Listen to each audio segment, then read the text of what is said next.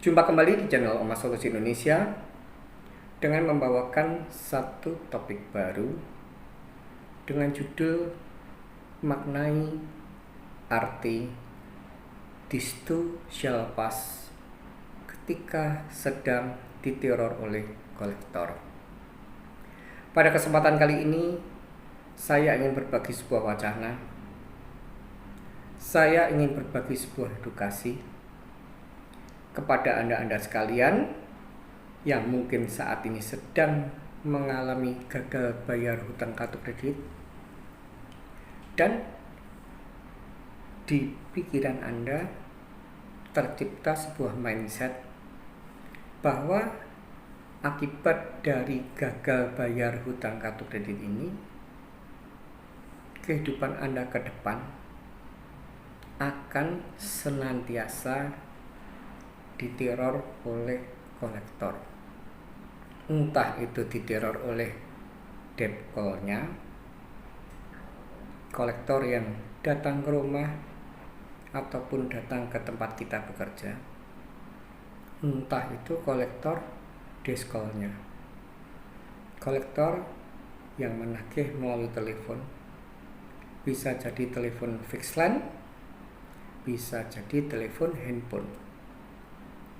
Dan jika mana Anda menganggap atau mempunyai sebuah pola pikir bahwa teror kolektor itu akan selamanya, dan yang lebih runyam jika mana Anda menganggap teror kolektor itu adalah sebuah penderitaan, ini artinya Anda mensugesti diri Anda, menyimpulkan bahwa kehidupan Anda ke depan dari detik ke detik, dari menit ke menit, dari jam ke jam, dari hari ke hari, dari minggu ke minggu, dari bulan ke bulan, dari tahun ke tahun akan senantiasa diteror kolektor dan sangat menderita.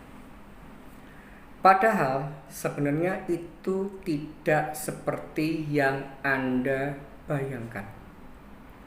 Saya akan ceritakan dulu pola serang kolektor sehingga Anda bisa mengerti yang baru saja saya ucapkan bahwa itu adalah tidak benar. Inti dasarnya saya harus berikan Anda sebuah pengertian, walaupun sudah sering saya bahas di video-video saya yang lalu, bahwa pola serang kolektor itu adalah mencoba, mengupayakan yang tadinya adalah dengan cara yang mungkin sopan, santun. Walaupun dari kesopanan dan kesantunan ini tidak pernah mereka lupakan dengan cara menteror psikologi kita. Saya akan mulai dulu pola serang kolektor agar supaya bisa mematahkan mindset yang bisa jadi sudah terbentuk di pikiran Anda. Kolektor yang pasti diserang adalah pertama kali adalah pemegang kartu kreditnya, dan pasti mereka awal mulanya menggunakan nada yang sopan, santun. Akan tetapi tidak lupa misi dari mereka, bahwa tetap memasukkan sugesti agar supaya pemegang kartu kredit ini mengalami rasa khawatir, rasa takut. Yang pertama kali diserangkan oleh mereka adalah Pak atau Ibu. Kalau Bapak atau Ibu tidak segera bayar, maka Ibu akan kena denda, akan kena bunga yang mengakibatkan nilai hutang Bapak atau Ibu semakin membengkak. Halus, sopan, akan tetapi mempunyai makna mensugesti kita, waduh, hutang saya omong kosong 10 juta, kena bunga, kena denda, bisa meningkat, bisa jadi 10.500.000. bulan depan bisa jadi omong kosong 11 juta, bulan kedepannya lagi 11.500 dan sebagainya. Itu artinya sugesti pertama tidak lain tidak bukan menakut-nakuti. Yang pertama tentang bunga dan denda. Lalu langkah berikutnya adalah mensugesti tentang slik. Bapak, Ibu, segera lakukan pembayaran. Kalau tidak, nanti kredibilitas Anda di OJK, slik Anda akan mempengaruhi kolektibilitas. Dan akibat kolektibilitas, jika mana Anda tidak segera melakukan pembayaran, dari mulai kolektibilitas 1 tidak segera melakukan pembayaran menjadi kolektibilitas 2 tidak melakukan pembayaran 3 tidak melakukan pembayaran 4, dan akhirnya nanti ke blacklist loh Pak Bu. Halus, sopan, tapi memberikan pesan menakut-nakuti, membuat kita depresi. Dan jika mana itu sudah dilakukan, mereka segera menunggu feedback berikutnya. Dengan cara mereka akan mulai menawarkan adanya program keringanan. Jadi dari menakutkan bunga dan denda akibat naik terus, mereka melakukan sebuah upaya atau membujuk, Pak, bunganya, dendanya sudah menambah hutang Anda sekarang menjadi angka 11.600.000. Jika mana Bapak mau melakukan pelunasan sekarang, cukup membayar 10 juta jika satu kali bayar. Yang kedua, mereka menawarkan program yang namanya recovery atau reschedule. Kalau 10 juta 100 atau 200 berat, Bapak bisa mencicil, bisa jadi 3 kali, atau kalau masih berat bisa jadi 6 kali. Jika masih berat lagi bisa jadi 12 kali pembayaran. Jika berat lagi sampai kira-kira 3 tahun atau bahkan ada yang 5 tahun. Itu pola serangnya. Dan ketika diakibatkan dari memang kondisi finansial kita adalah tidak baik, ya pastilah kan kita tidak bisa memenuhi apa yang ditawarkan oleh mereka. Mereka mulai menggunakan cara yaitu dengan menyerang tentang akhlak, tentang harkat martabat, tentang religi. Pak, kalau nggak bayar hutang dosa, masa depan Anda suram, kasihan orang tua Anda, punya anak kok tidak bisa dididik untuk segera bayar hutang, kasihan keturunan Anda, dan lain sebagainya. Tak jarang mereka mulai juga menteror, etikatnya Bapak tidak baik, etikatnya Ibu tidak baik, bla bla bla bla bla. Bahkan sampai endingnya adalah memaki-maki. Maling kamu, pencuri kamu, pengemplang kamu, bangsat kamu, miskin kamu, banci kamu, dan sebagainya. Dan jika mana Anda bisa menaklukkan teror tersebut, dalam arti menaklukkan adalah mengerti pola serang mereka, indikator sebuah teror berhasil atau tidak adalah indikatornya cuma satu. Melakukan pembayaran, apakah melakukan pembayaran atau tidak si debitur ini. Entah itu pembayaran secara cicilan, minimum pay ataupun full payment, itu indikator teror tersebut terjadi dan itu berhasil.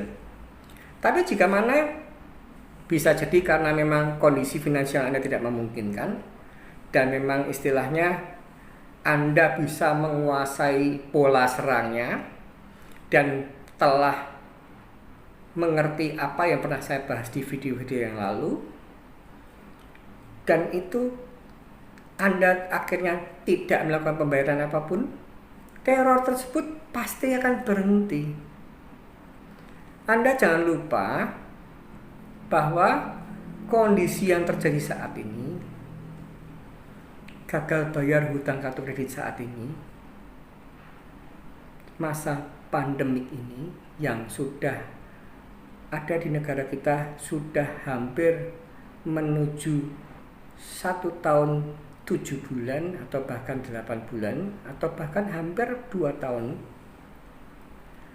Akibat dari adanya pandemik, akibat adanya pembatasan ruang gerak manusia, itu membuat perekonomian porak-poranda. Itu artinya ketika Anda saat ini mengalami gagal bayar hutang kartu kredit, jangan Anda pernah berkecil hati, jangan pernah Anda merasa stres, temannya banyak. Dan ketika pemegang kartu kredit yang bersangkutan diteror tidak mempan atau indikatornya tidak melakukan pembayaran, kolektor mulai strategi yang kedua, yaitu dengan cara mulai mencoba menelpon atau mendatangi atau mengganggu keluarga tidak serumah yang dapat dihubungi. Ketika Anda apply atau mengajukan permohonan kartu kredit, Anda pasti mencantumkan satu nama keluarga tidak serumah yang dapat dihubungi, mencantumkan nomor handphonenya keluarga tidak serumah dapat dihubungi, mencantumkan alamatnya, juga nomor handphone maupun fix line-nya. Itu akan mulai dicoba oleh kolektor untuk diteror. Terornya juga macamnya dari mulai soft sampai yang paling tidak terpuji. Yang soft itu biasanya, Bu, tolong sampaikan Pak Hani untuk segera melakukan pembayaran hutang kartu kredit yang sampai hari ini telah mengalami tunggakan. Mohon maaf, saya menelpon Ibu karena Ibu tercantum di keluarga tidak serumah yang dapat dihubungi ketika Pak Hani apply kartu kredit. Itu yang soft. Yang mulai medium hard ataupun yang tidak terpuji, tidak jarang mereka mulai melakukan DVD et impera atau fitnah. Telepon lagi, Bu, saya ini terpaksa loh tiap hari nelpon Ibu loh, karena nomor handphonenya Pak Hani mati. Ada orang bank kita ke rumah tidak ditemui. Jadi mau tidak mau saya telepon Ibu. Tolong sampaikan, saya nih karena belum ada respon dari Pak Hani, Ibu saya telepon terus. Itu cara medium. Yang cara paling tidak terpuji, mulailah dengan cara fitnah. Bu, saya telepon Pak Hani tadi, dan katanya Pak Hani saya harus menagih Ibu, karena Pak Hani tadi bilang bahwa pemakai kartu kreditnya itu Ibu, jangan pakai kartu kredit itu Ibu, jadi suruh nagih Ibu. Apa harapan kolektor melakukan serangan ini? Agar supaya terjadi pertengkaran, percekcokan antara pemegang kartu kredit dengan keluarga tidak serumah yang dapat dihubungi. Dan untuk mematahkan ini juga sudah saya buatkan video. Silahkan Anda melihat di video saya siapa kolektor yang paling menakutkan, dan di situ sudah saya jelaskan apa pengalaman saya 8 tahun yang lalu akan teror kolektor tentang hal ini. Dan ketika kita sudah bisa membereskan keluarga tidak serumah, artinya kita bisa mengkondisikan atau menetralisir serangan kolektor yang boleh dikatakan sudah keluar dari jalur, kolektor pastilah akan mencoba tipikal yang ketiga, Dan ini mulai melanggar jalur dengan cara menelpon orang-orang di sekitar kita. Entah itu keluarga inti kita, entah itu saudara kita, entah itu kerabat, entah itu relasi kerja. Intinya mereka menggunakan cara melanggar aturan Surat Edaran Bank Indonesia nomor 14 garis miring DAS 17 garis miring DASP. Di surat edaran tersebut sudah jelas ada 10 ringkasan dan Anda fokus di nomor 8, dan di nomor 8 itu pun di breakdown lagi ada A, B, C. Anda fokus di C, poin C, dan di sana C ini di breakdown lagi menjadi 5 atau 7 nomor. Anda fokus yang nomor 4. Di sana sudah sangat jelas dikatakan penagihan dilarang dilakukan selain pada pemegang kartu kreditnya. Dan ini sekaligus ketika kolektor melancarkan modus yang ketiga dengan menelpon orang lain, sebenarnya kolektor ini telah membuka atau melanggar tentang kerahasiaan data nasabah dengan mengatakan, itu Pak Hani utang, tidak bayar, tolong sampaikan karena tak telepon tidak bisa, tak datangi tidak bisa. Dan ketika kolektor melakukan itu, kita tidak tahu yang diserang ini adalah posisinya adalah kawan, lawan, atau netral. Tapi jika mana kita bisa meredam, kita bisa menangani bara api yang sedang dihidupkan atau bara api yang sedang dikobarkan oleh kolektor, dan kita bisa menangani dengan sangat cantik, bagi orang-orang yang di kehidupan kita berarti, ya kita buat somasi atas pelanggaran Surat Edaran Bank Indonesia nomor 14 garis miring 17 DASP nomor 8 bagian C dan nomor 4. Anda telah melakukan pelanggaran. Anda tujukan pada bank penerbit kartunya bahwa kolektormu telah melakukan pelanggaran.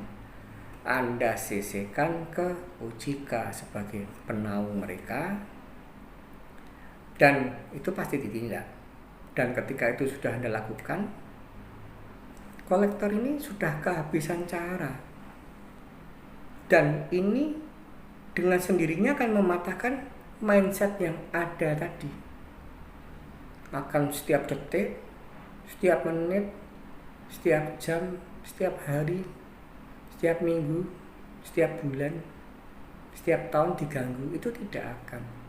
Apalagi jika Anda ingat teman Anda banyak, yang macet nggak cuma Anda, waiting listnya itu banyak. Mereka akan mencari, menagih orang-orang lain yang dianggap oleh mereka belum melek hukum, dan Anda akan ditinggal dulu. Mereka akan buat strategi lagi. Tim spy-nya membuat sebuah strategi mencari data, ini berteman sama siapa, ini berteman dengan siapa. Mereka menata strategi dan dianggap matang, lakukan lancarkan serangan. Dan ketika kita bisa membekap bara api yang mereka kobarkan, ya akhirnya berhenti lagi. Dan jika Anda pandai sekali untuk membekap bara api yang mereka kobarkan, ya artinya Anda telah mengurangi, bahkan akan segera menghentikan. Silahkan Anda juga menonton di video saya, kapan kolektor akan segera malas untuk menagih. Di sana sudah saya ceritakan pengalaman saya, dan sekaligus akan mematahkan mindset Anda bahwa teror kolektor ini akan selamanya.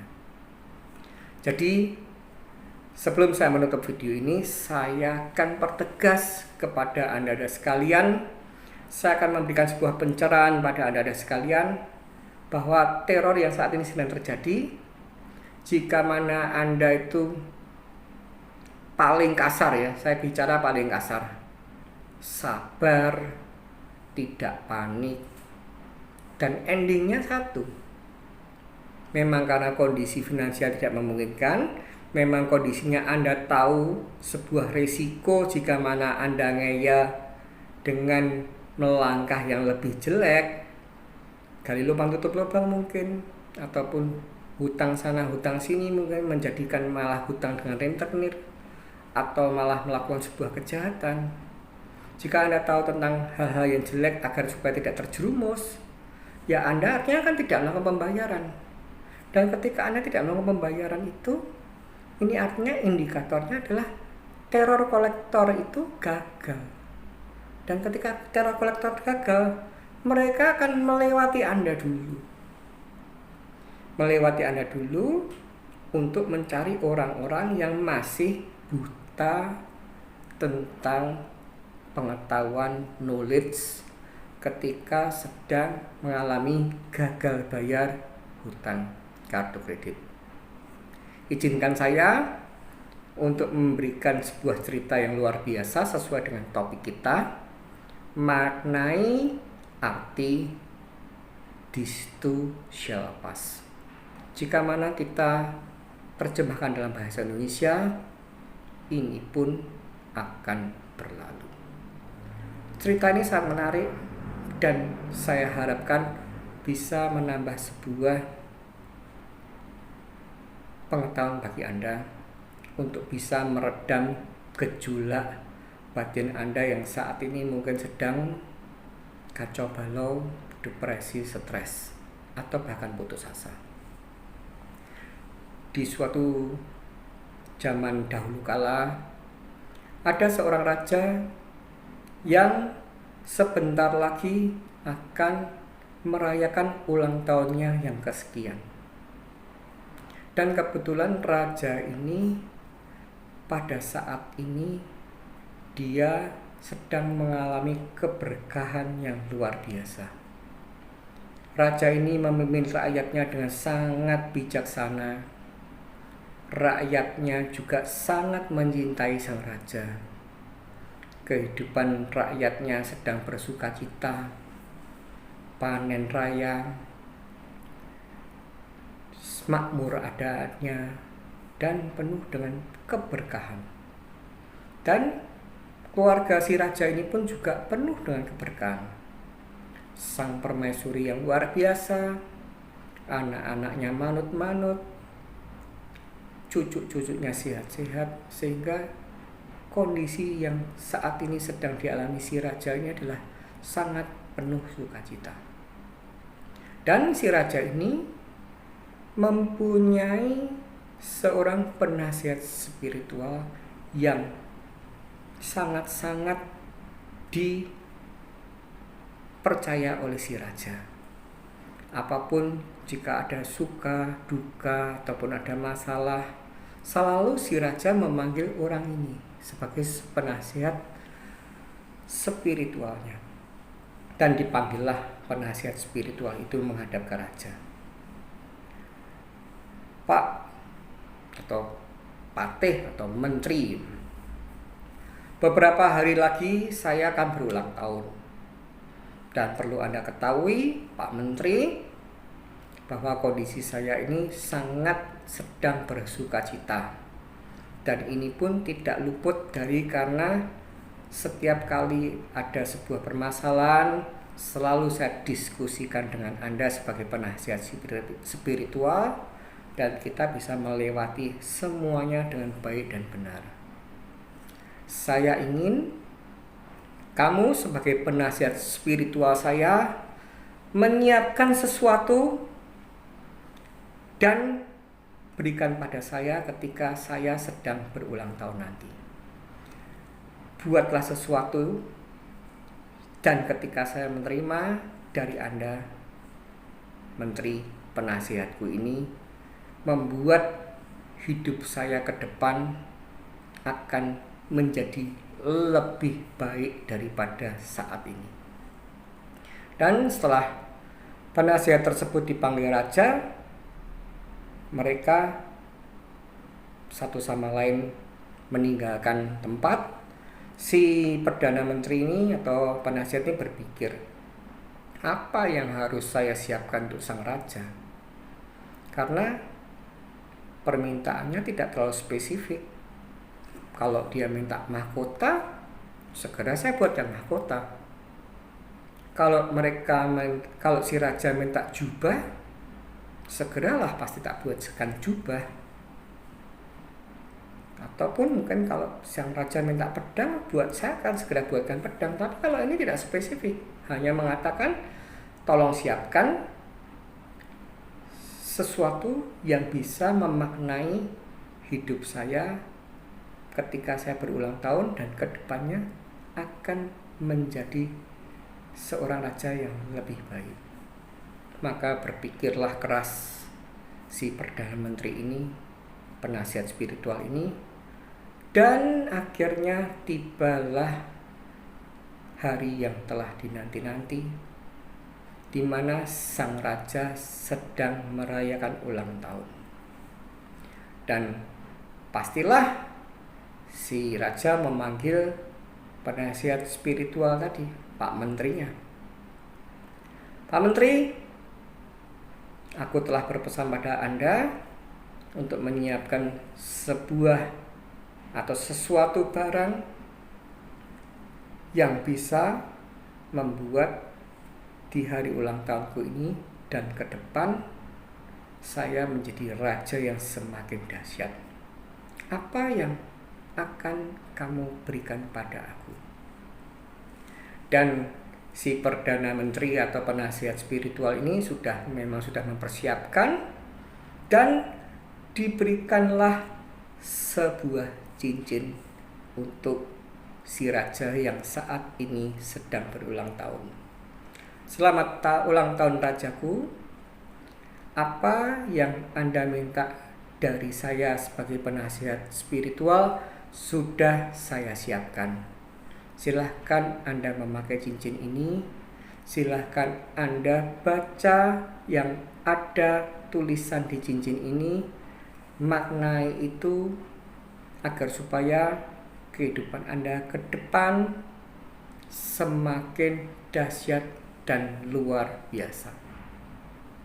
Dan si raja ini cukup tercengang karena cincin itu tidak ada yang istimewa, hanya terbuat dari emas tanpa batu permata ataupun variasi yang terlihat lebih luxury, kecuali adanya tulisan "This too shall pass". Si raja akhirnya tidak tahan untuk memendam perasaan si raja, apa istimewa cincin ini. Akhirnya si raja memberanikan diri untuk bertanya pada penasihat spiritualnya, Pak Menteri, apa istimewa dari cincin ini? Permata tidak ada, berlian tidak ada, hanya tulisan "This too shall pass". Dan mulailah Pak Menteri atau penasihat spiritual ini mengatakan pada rajanya, Raja, cincin ini akan membawa ketenangan batin Anda jika mana Anda bisa memaknai kata-kata yang ada di dalam cincin itu. Di sana saya tuliskan "This too shall pass". Dan artinya saya tegaskan pada raja, ini pun akan berlalu. Jadi hari ini adalah hari ulang tahun raja, penuh dengan sukacita, penuh dengan kebahagiaan. Akan tetapi perlu raja ingat, sesenang apapun hati kita, ini pun akan berlalu. Dan yang lebih penting harus saya ukir di cincin itu agar supaya ketika di suatu hari kemudian raja sedang mengalami rasa gundah gulana, ada rasa bersedih hati, ada rasa was-was akan sesuatu hal, janganlah raja menghabiskan energi Anda untuk memikirkan hal-hal yang jelek. Segala kondisi apapun yang terjadi yang membuat kita sengsara atau membuat kita bersedih hati, raja harus selalu ingat bahwa ini pun akan berlalu. Itulah yang bisa saya persembahkan pada raja sebagai penasihat spiritual Anda, dan semoga raja menerima ini dengan sukacita. Dan seketika itu pula si raja mulai terbuka pikirannya dan semakin lebih mengerti bahwa penasihat spiritual ini adalah benar-benar orang yang sangat bijak. Dan akibat dari itu, setiap kali memakai cincin dan apapun yang terjadi, entah itu sukacita, raja akan selalu ingat ini pun akan berlalu. Dan ketika raja sedang bersedih hati, apapun kondisinya, si raja akan pasti selalu ingat ini pun akan berlalu. Itulah cerita yang pernah saya dengarkan, pernah saya baca, dan saya bagikan pada Anda sekalian.